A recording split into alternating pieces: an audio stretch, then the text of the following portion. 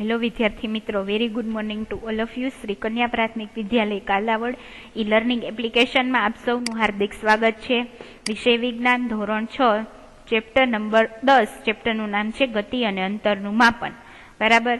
હવે ફર્સ્ટ લેક્ચરની અંદર છે આપણે ગતિ કોને કહેવામાં આવે છે એના વિશે અભ્યાસ કરી ગયા. ત્યારબાદ આપણે જોયું હતું કે ગતિના પ્રકારો, એટલે બરાબર ગતિના 4 પ્રકારો છે. ગતિ કોને કહેવામાં આવે છે તો કે એકમ સમયમાં પદાર્થની સ્થિતિમાં થતા ફેરફારને શું કહેવાય તો કે ગતિ કહેવામાં આવે છે. ત્યારબાદ આપણે જોઈતું ગતિના પ્રકારો છે, મેઇન 4 ટાઈપ છે. બરાબર. સુરેખ ગતિ, વક્ર ગતિ, વર્તુળાકાર ગતિ અને આવર્ત ગતિ. આ શું છે? ગતિના 4 પ્રકારો. ત્યારબાદ આપણે વાહન વ્યવહારની વાર્તા વિશે પણ અભ્યાસ કરી ગયા. બરાબર. ત્યારબાદ આપણે દોરીની લંબાઈથી આપણે પાટલી છે એની લંબાઈ છે દોરી વડે મેજર કરી હતી, એ પોઈન્ટ પણ જોઈ ગયા. હવે આપણે નેક્સ્ટ પોઈન્ટ જોશું કેટલાક માપન, સમ મેજરમેન્ટ્સ. એની અંદર આપણે છે અલગ અલગ પ્રકારની પ્રવૃત્તિઓ છે એ કરવાની છે. તો સૌપ્રથમ જોઈએ પ્રવૃત્તિ નંબર 1. પ્રવૃત્તિની અંદર શું કરવાનું તો કે આ પ્રવૃત્તિ સમૂહમાં રહીને દરેક એક એક કરીને કરો.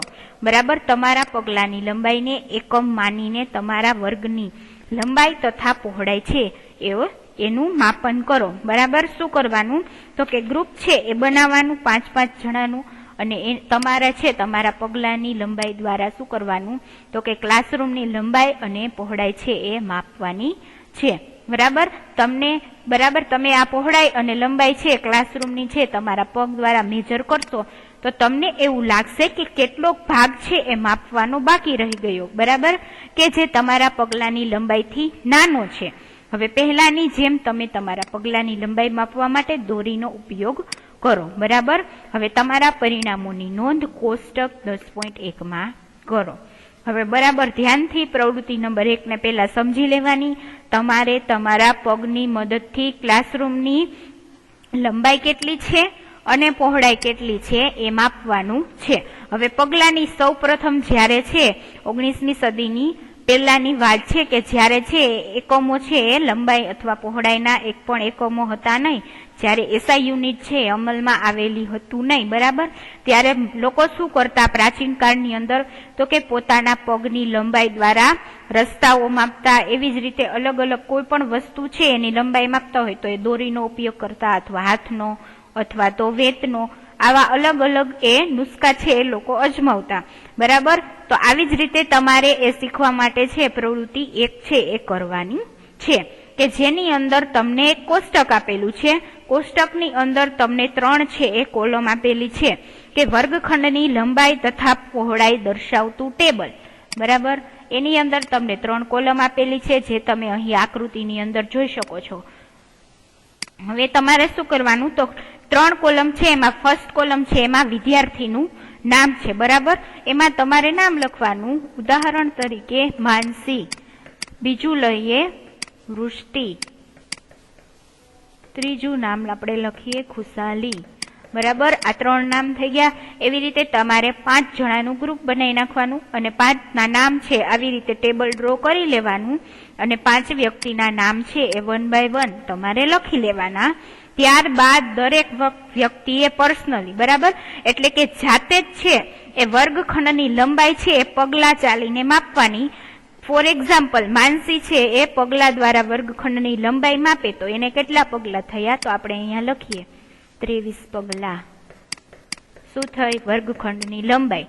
એવી રીતે વર્ગખંડની પહોળાઈ એ મેજર કરે અને એને કેટલી આવશે તો કે 21 પગલા. લંબાઈ કેટલી તો કે 23, પહોળાઈ 21. એવી રીતે બીજું ઉદાહરણ જોઈએ તો કે વૃષ્ટિ, એ પણ મેજર કરશે. બરાબર. તો એના ઉદાહરણ તરીકે આપણે લખીએ એના વર્ગખંડની લંબાઈ છે એના કેટલા પગલા થયા તો કે 22. એવી રીતે આપણે વૃષ્ટિ છે એ વર્ગખંડની પહોળાઈ છે એ પોતાના પગલા દ્વારા મેજર કરે તો એને કેટલી સંખ્યા આવી તો કે 20.5. એવી રીતે ત્રીજું ઉદાહરણ જોઈએ તો કે ખુશાલી. બરાબર. હવે એ શું કરશે તો કે વર્ગખંડની લંબાઈ પોતાના પગલા દ્વારા મેજર કરે તો અહીંયા આવશે 21 પગલા. બરાબર.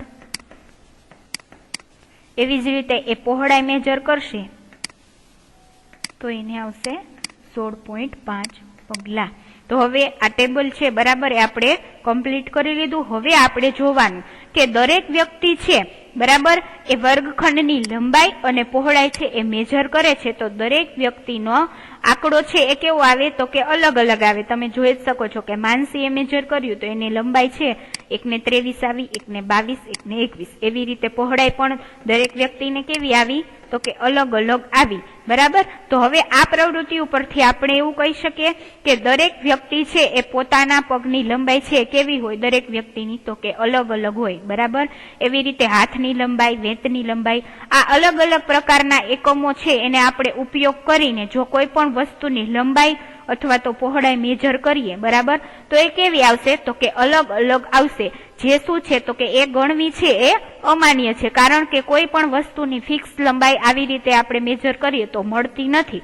એટલા માટે થઈને આ પ્રવૃત્તિ આપણે કરી એના ઉપરથી આપણને એવું શીખવા મળે કે જ્યારે પ્રાચીન સમયની અંદર એસઆઈ એકમ છે એ અવેલેબલ નહોતો બરાબર, ત્યારે લોકો છે તો પગલા અથવા તો વેતનો ઉપયોગ કરીને લંબાઈ મેજર કરતા, પરંતુ એ કેવી આવતી તો કે એની અંદર થોડા ઘણા અંશે શું આવતો તો કે ડિફરન્સ આવતો. બરાબર. તો આ પ્રવૃત્તિ ઉપરથી આપણને શીખવા મળે છે. ત્યાર પછીનો નેક્સ્ટ પોઈન્ટ છે આપણે નેક્સ્ટ લેક્ચરની અંદર જોશું.